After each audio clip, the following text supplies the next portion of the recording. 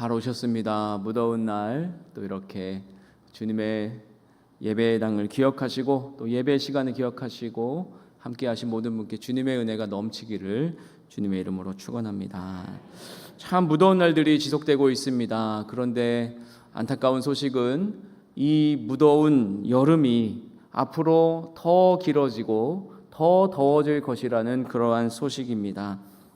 이제 우리는 점점 더 더운 여름을 더 길게 겪을 것이 분명해 보입니다. 절망적인 소식인 것 같습니다. 그런데 어떤 글을 보니 한 분이 이렇게 표현을 하는 것이었습니다. 그렇다면 우리는 해마다 가장 시원한 여름을 맞이하게 되는 것이 아닌가?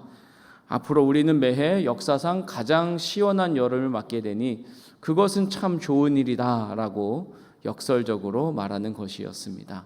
별로 재밌게 느껴지지 않으시는 것 같습니다.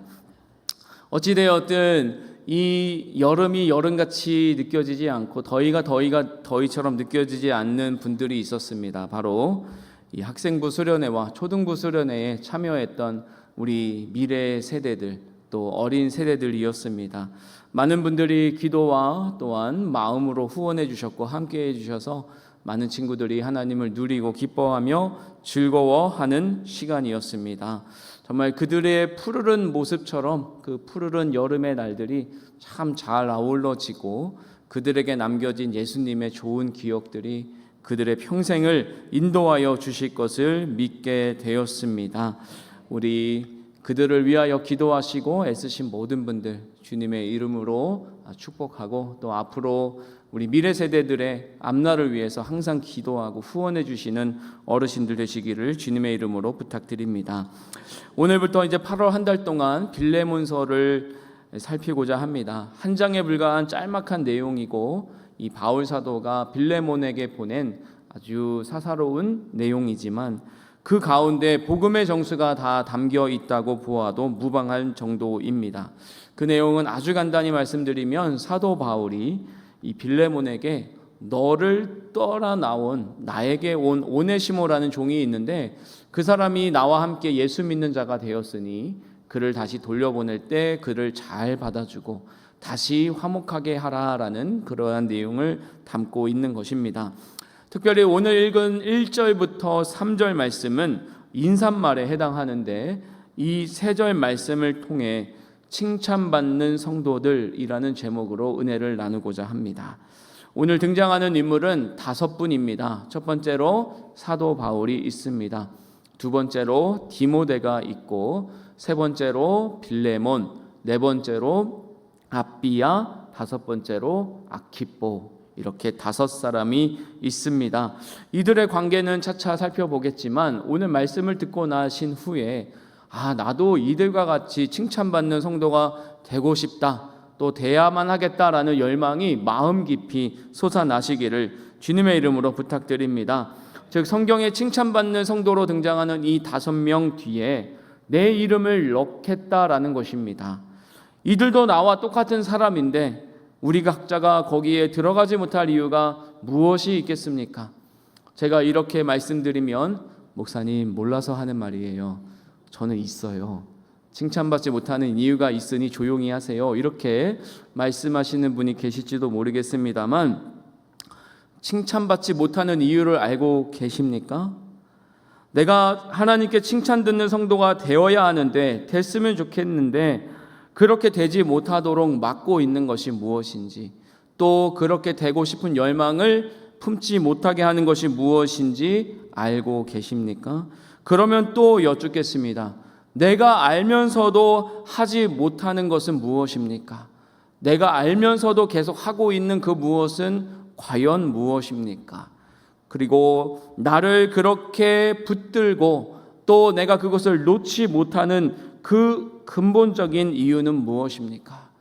내가 하나님께 칭찬받고 싶은 열망보다 내 그것을 포기하지 못하게 하는 그 내 마음의 근원은 무엇이냐는 것입니다. 그것은 두려움이 될 수도 있고 욕심이 될 수도 있고 나 자신의 이기심이 될 수도 있습니다만 오늘 말씀을 통해서 그것이 무엇인지 분별해내고 찾아내고 굳이 끌어내어서 제거하고 나도 하나님께 칭찬받는 성도 되겠다라고 하는 이 결심과 용기가 생겨나시기를 주님의 이름으로 축원합니다.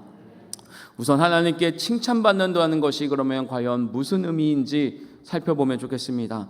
저는 이렇게 생각합니다. 우리 각자를 하나님께서 너무나 잘 아시고 사랑하시기에 각자의 삶의 자리에 그곳에 보내신 이유가 있고 그곳에서 하나님이 이루라고 하신 목적이 있습니다.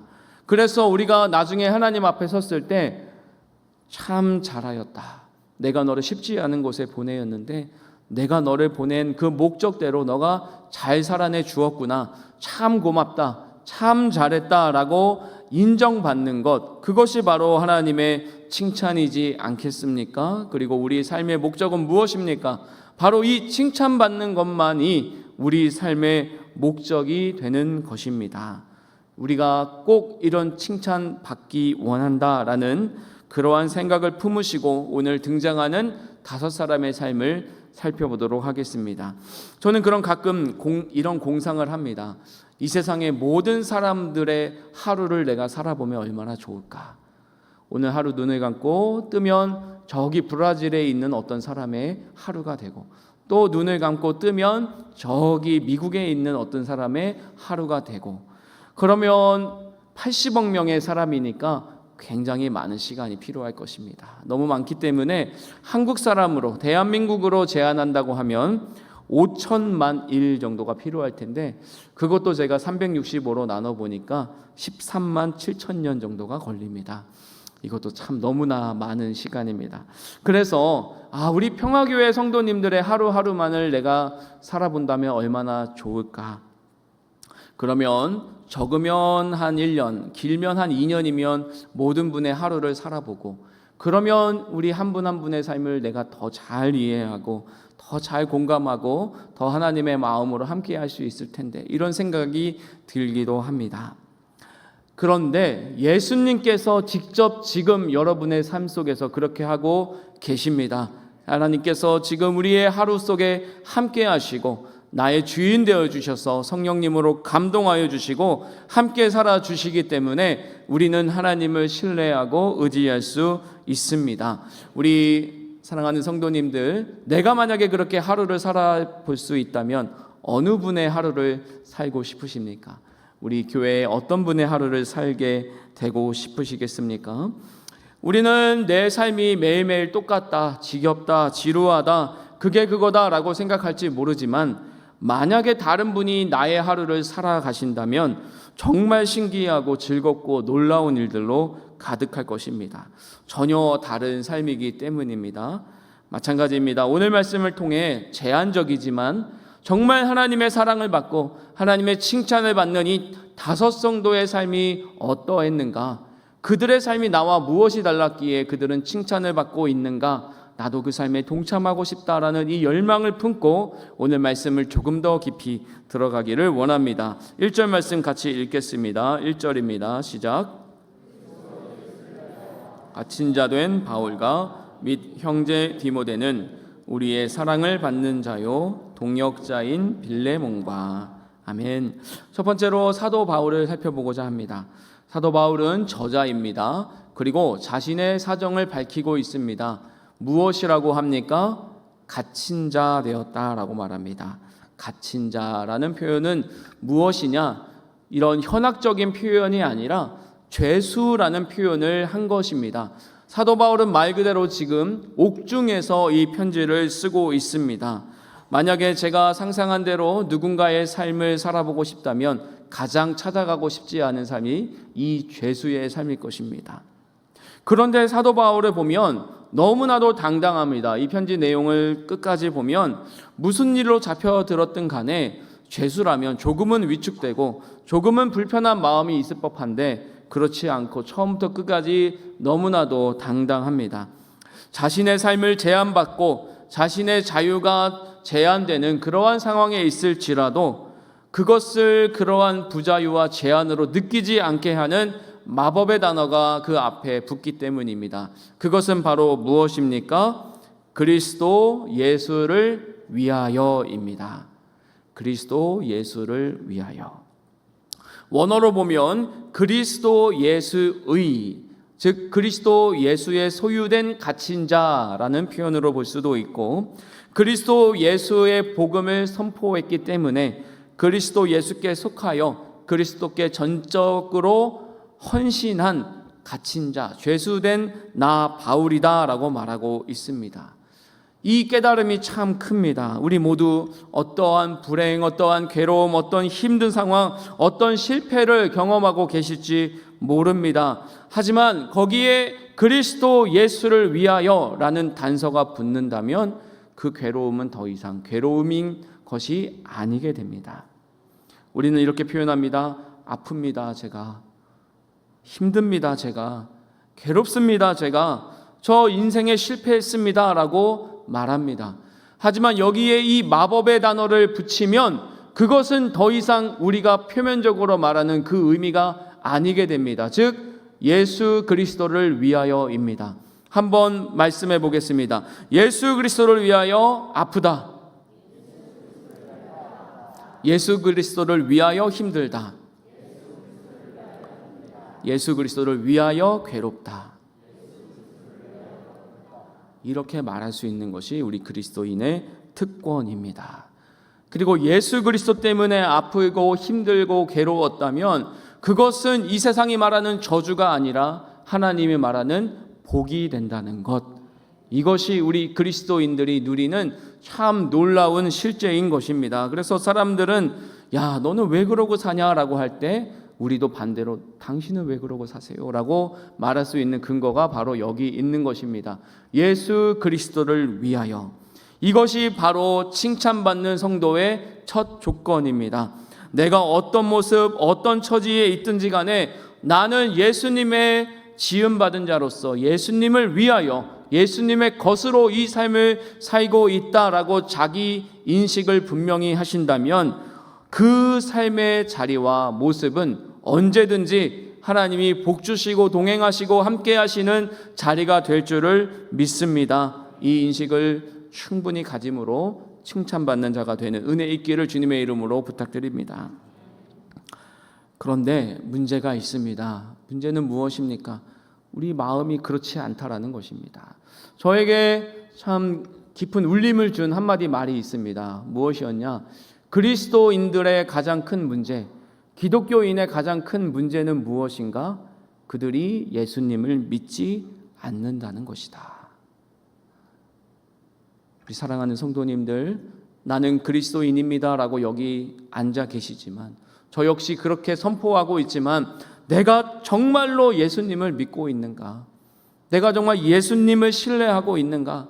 내가 예수님을 위하여 살고 예수님의 것으로 살고 있다라고 정말로 믿는지 돌아보시기 원합니다.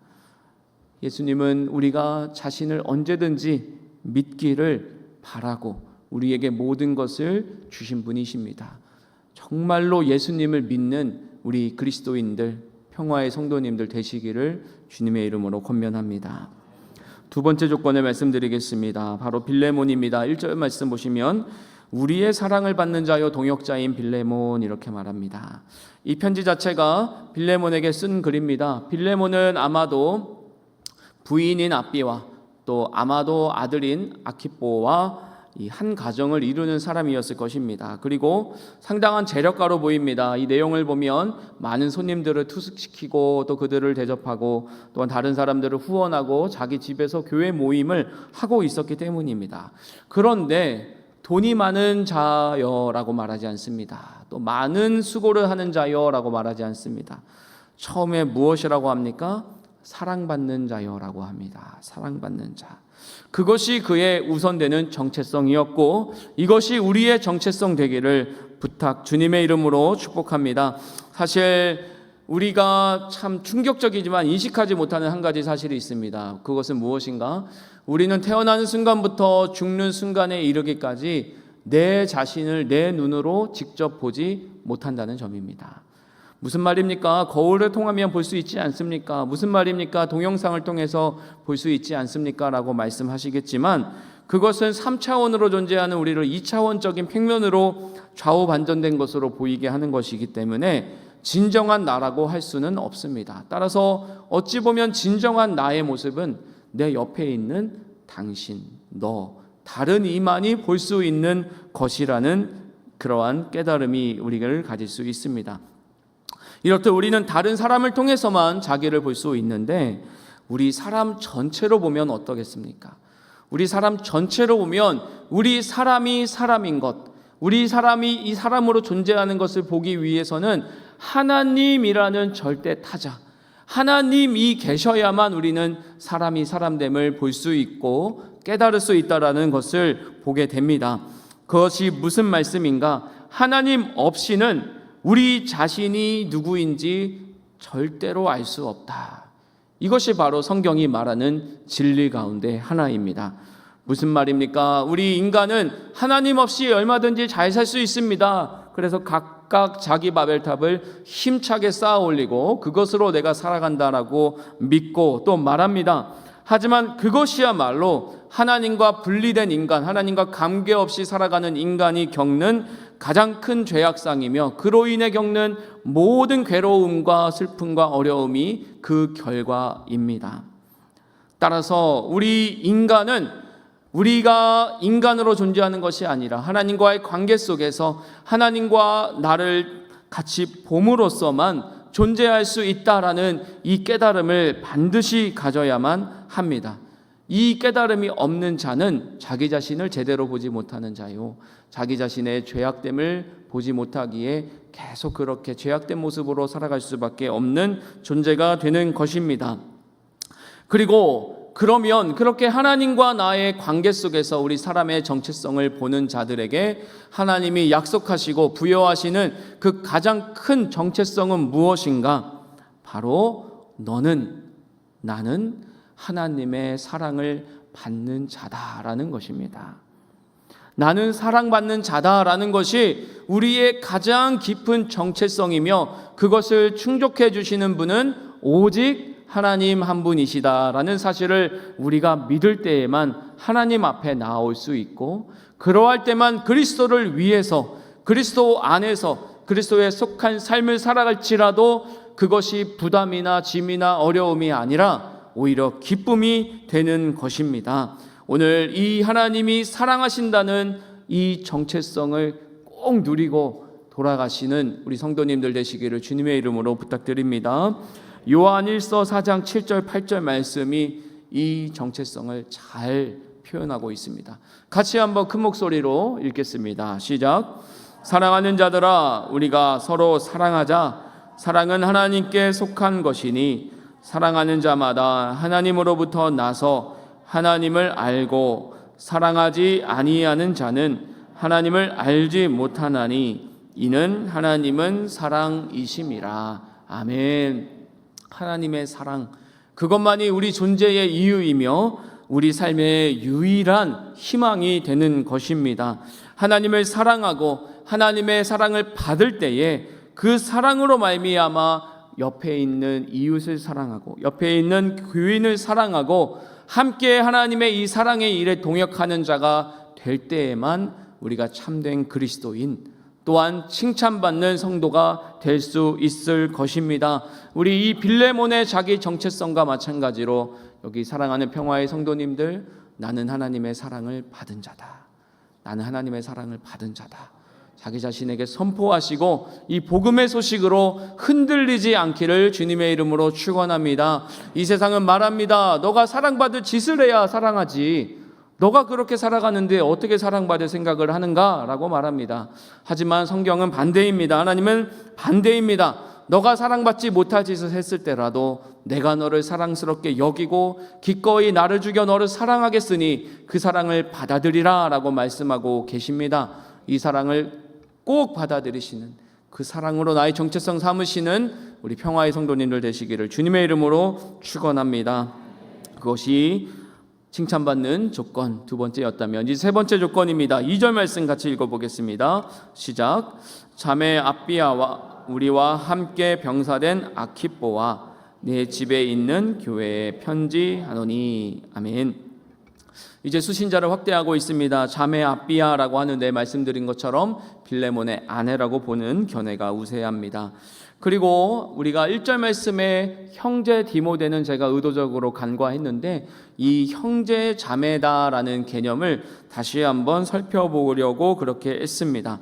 우리가 하나님의 사랑을 받은 자로서 예수 그리스도를 위하여 예수 그리스도 안에서 살아가는 자로 우리의 정체성을 확립했을 때 우리가 주위 사람들과 함께 누리는 평화의 조건이 무엇이 됩니까?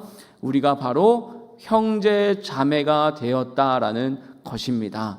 아멘이십니까? 우리 옆에 있는 이웃은 더 이상 경쟁 상대, 내가 죽여야만 살아나는 나를 죽이거나 또는 내가 죽이거나 해야만은 그 철저한 경쟁 상대가 아니라 정말 나와 피를 함께 나누고 살을 함께 나누는 나의 가족, 나의 형제, 나의 자매가 되는 것입니다. 이러한 인식을 가지고 우리가 주변을 돌아보고 또 살피고 섬길 때에 그것이 칭찬받는 하나님의 성도의 조건이 될 것입니다.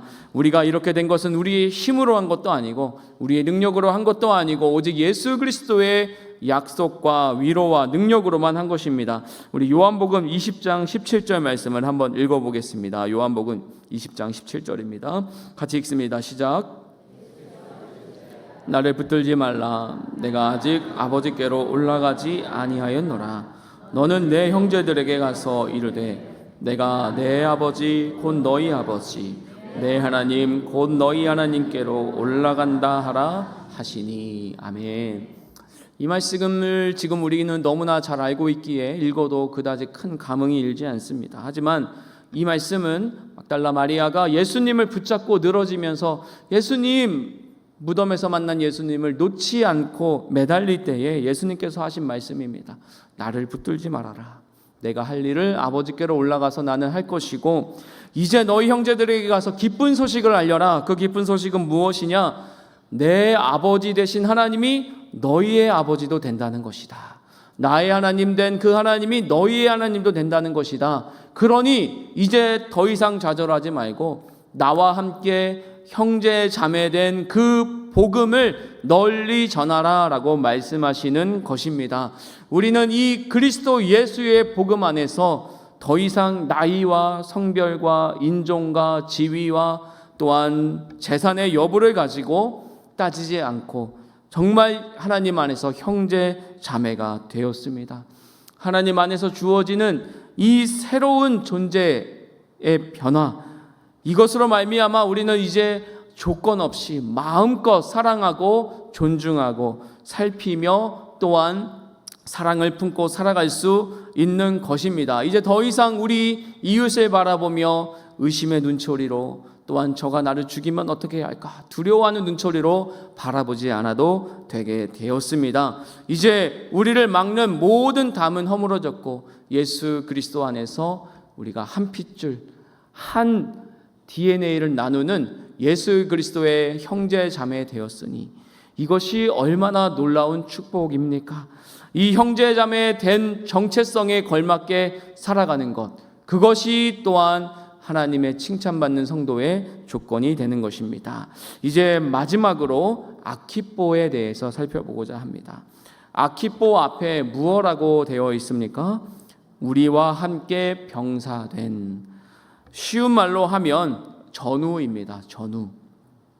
복음 사역에 함께 참여하고 하나님 나라를 획득하려는 그 전투에 함께 열심히 참여하는 이 전우된 자들, 그것이 바로 우리에게 주어진 또한 새로운 정체성이고 칭찬받는 성도들이 자기 인식입니다. 전쟁 기록을 보면 또 수기들을 보면 군인들이 정말 열심히 싸우고 마구마구 적군에 대한 원한을 품는 것, 또 전투에 나가는 이유는 무엇인지 아십니까? 내 나라를 구해야겠다. 내 나라 조국을 위해서 내가 희생해야겠다. 이러한 숭고한 가치가 아닙니다. 오히려 내 옆에 있던 전우가, 나와 동고동락한 전우가 싸우다가 다치고 죽고 할 때에 그 전의가 일어나고 전쟁을 하게 되는 것입니다. 마찬가지입니다. 우리 옆에 계신 분들은 우리의 형제 자매일 뿐만 아니라 우리와 함께 하나님 나라의 전투를 하고 있는 전우입니다. 그 전우회로 우리가 함께 있으니 얼마나 아름다운 일이 되겠습니까? 하나님께서는 우리를 군사로 부르시고 자기 생활에 얽매이지 말고 자기를 부르는 자를 기쁘시게 하는 삶을 살아가라라고 명하신 바 있습니다. 사랑하는 우리 성도님들, 우리는 하나님 나라의 전쟁, 복음을 획득하는 이 전쟁의 최전선에 서서 그 싸움을 수행하는 자들입니다. 우리 이곳에 오셔서 교회에서 다시 한번 교육받고 하나님 말씀으로 힘을 얻어서 또 최전선에 나가서 싸우셔야 되고 또 이기셔야 되고 또 피 흘리셔야 됩니다. 그때 우리를 지탱하는 그것이 무엇입니까? 바로 예수 그리스도와 그리고 내 옆에 사랑하는 나의 그리스도의 형제 자매와 내가 함께 전우되었다. 그리고 예수 그리스도 장군의 지휘를 따라서 우리가 싸워서 나간다라고 하는 이 확고한 자기 인식이지 않겠습니까? 우리 사랑하는 성도님들, 우리는 전우되었습니다. 우리는 예수님과 함께 이 전투에 나갑니다. 이 정체성을 가지고 적합한 삶, 또 하나님 보시기에 아름다운 삶, 하나님의 목적을 이루는 삶의 현장에서 이루어 나가시기를 주님의 이름으로 축원합니다. 그리고 이들을 향하여 내 집에 있는 교회라고 말하고 있습니다. 이 당시 교회는 지금처럼 번듯한 건물들이 있는 것이 아니었습니다. 가정집에 사람들이 10여 명 또는 많게는 수십 명이 모여서 그것을 교회라고 한 것입니다. 오늘 이 말씀은 시사하는 바가 큽니다. 여기 계신 모든 성도님들, 모든 집은 그 안에 교회가 있는 것입니다. 우리 한 분 한 분의 가정의 가족 구성원으로 이루어진 그것이 다 교회가 된다는 것입니다. 제가 교회에 대해서 여러 차례 말씀드렸습니다. 하나님의 부르심을 받은 자로서 복음을 위해 살고 복음을 전하는 삶을 살아가는 자들이 다 이 교회다라고 말씀드린 바 있습니다. 오늘 이 말씀이 전하는 것처럼 교회로서 살아가시는 은혜 있기를 주님의 이름으로 축원합니다. 마지막 3절 읽으시고 말씀을 맺도록 하겠습니다. 3절입니다. 하나님 우리 아버지와 주 예수 그리스도로부터 은혜와 평강이 너희에게 있을지어다. 아멘. 예수 그리스도께서 십자가에 돌아가심으로 말미암아 이 놀라운 은혜를 우리에게 다 주셨고 하나님의 사랑을 힘있게 하셨습니다.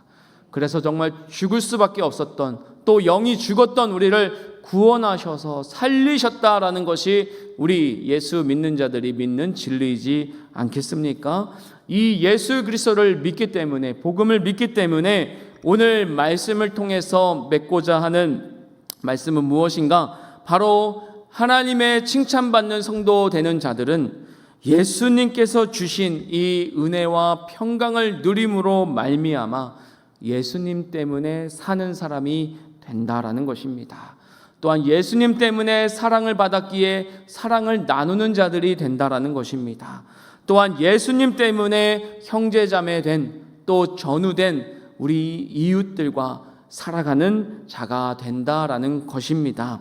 오늘 이 정체성을 붙들고 살아가는 우리 사랑하는 평화의 성도님들 되시기를 주님의 이름으로 축원합니다. 칭찬받는 조건 마지막으로 정리합니다. 예수님 때문에 사는 사람이다. 예수님을 위하여 사는 사람이다. 그것이 우리의 정체성입니다. 두 번째입니다. 예수님 때문에 사랑받았고 그 사랑을 받았기 때문에 사랑을 나누는 자들입니다.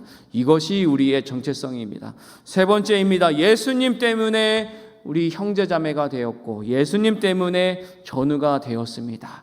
그것에 맞게 살아가는 것이 또한 우리의 정체성입니다. 예수 그리스도 때문에 주어진 우리 삶의 목적, 또 삶의 정체성, 이것을 실현함으로 말미암아 하나님께 칭찬받는 성도 되는 은혜 있기를 주님의 이름으로 축원합니다. 그리고 내가 나를 돌이켜볼 때 나는 이것 때문에 하나님께 칭찬받기 어렵겠다라고 하는 자책감이 들거나 괴로운 마음이 든다면 나는 어쩔 수 없어 포기하지 마시고 이번 한 주 난 하나님께 꼭 칭찬받아야 해. 그렇게 하기 위해서 나에게 주어진 이 정체성대로 살아가야 하는데 이것이 마음에 걸려 하시는 것이 있으면 하나님께 진솔하게 내려놓으시고, 하나님 나의 모습을 아시지 않습니까? 이것 고쳐주시고 나 하나님께 정말 칭찬받는 성도 되기 원합니다 라는 간절한 애타는 마음을 가지고 하나님께 나아가실 때 하나님께서 그 마음을 고쳐주시고 칭찬받는 존재임을, 사랑받는 존재임을 일깨워 주실 것을 믿습니다. 예수님 때문에 살아가는 또 한 주 되시기를, 또 그것으로 이 세상이 줄 수 없는 가장 큰 사랑과 은혜 누리시는 모든 평화의 성도 되시기를 주님의 이름으로 축복합니다.